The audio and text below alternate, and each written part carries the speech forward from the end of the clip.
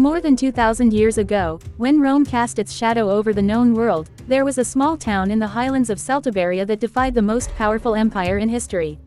Its name was Numantia. It wasn't a grand city.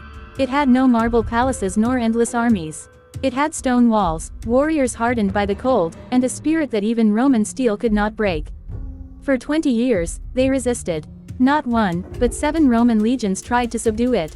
Famous generals like Nobilier, Marcius, and Metellus, one after another, came with thousands of men, with catapults, with fire, and one after another, they failed.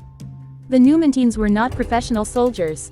They were shepherds, craftsmen, mothers, elders, children. But when the enemy came, they all became defenders of their homeland. They did not fight for glory, but for freedom. And that made them invincible. Roman chronicles speak with awe of how precise their ambushes were, how they would descend from the mountains like wolves to strike and vanish. How they kept fighting even with snow up to their knees, when anyone else would have fled. They did not know how to surrender.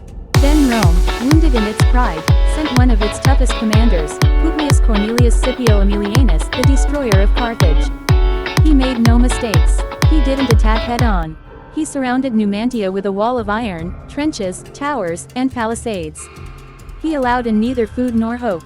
The Numantines endured. Hunger devoured them, little by little. They ate roots, then leather, then silence. But they did not surrender. Scipio offered them an honorable surrender. They refused. They chose to die on their own terms. They burned their homes, destroyed their weapons, and one by one, took their own lives or threw themselves into the flames, rather than live as slaves. Only a few were captured. When they were taken to Rome, they did not march with heads bowed.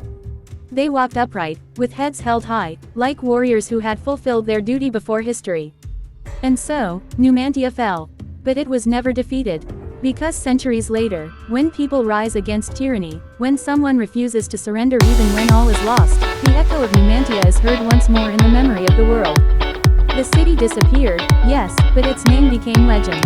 A symbol, a warning, because Rome, with all its power, achieved only one thing. To prove to the world that there are peoples who prefer death to slavery. Numantia was not conquered, it was immortalized.